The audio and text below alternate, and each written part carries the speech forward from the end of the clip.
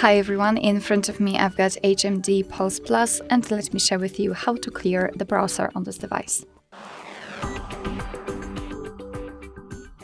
So first of all, let's open our browser. In my case it will be Google Chrome, but no worries, this operation is pretty similar in all other browsers which are commonly used, so I'm pretty sure that you will be able to find to actually follow my steps and apply them to your browser. So as I said, let's open it, and here we have to tap on the three dots icon in the right upper corner. Here we've got the option Clear Browsing Data, which is, I would say, a basic option. Let's tap on it.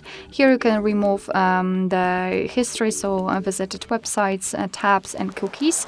You can change the time range from last 15 minutes to all time, and simply tap on Clear Data and everything will be removed.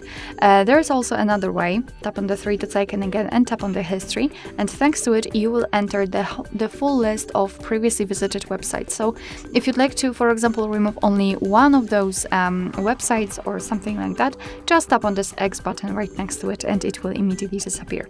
You can tap on Clear Browsing Data here, and you will open more options. So those are basic ones which were also present in the previous way, and here we've got advanced options like saved passwords, autofill from data and site settings.